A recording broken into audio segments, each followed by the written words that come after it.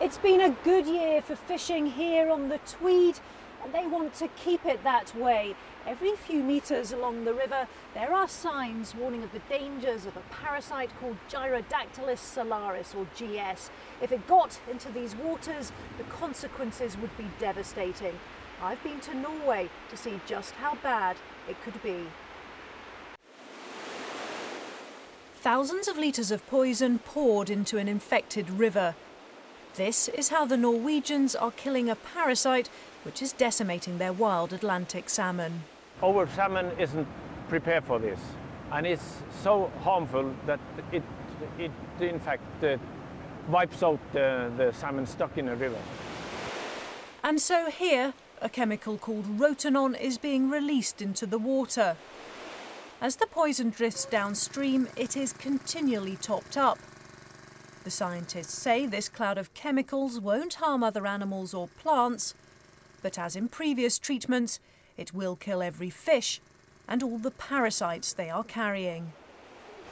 This is an incredibly complex operation. Boats manned by locals, spraying every rock along the length of the river, treating every pool or creek where fish or parasites might be. What do you say to people who say that sounds very extreme, killing all the fish? Well, but it is, isn't it? Of course, but it's more extreme to lose a species because of a parasite. That's what's drastic here. It's not the treatment. If we had any other means, but of course we would try any other way out. The problem here is not us using rotenone. The problem is the parasite. It's cold, hard work for locals collecting the poisoned fish. In the past, it has attracted the attention of Norwegian environmentalists.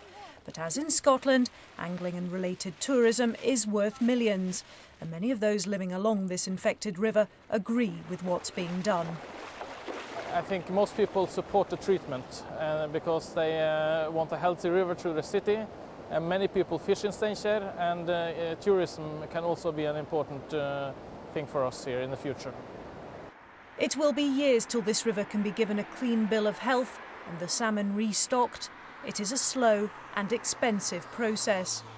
But most of Norway's waterways are healthy, and their advice to others that it's far better to prevent this devastating parasite infecting the rivers in the first place. Scotland does have a contingency plan to deal with GS should it ever enter these waters. But rivers like this are vital to rural economies. This one brings in £18 million a year. And it really would be a worst-case scenario to consider poisoning a river as beautiful as this.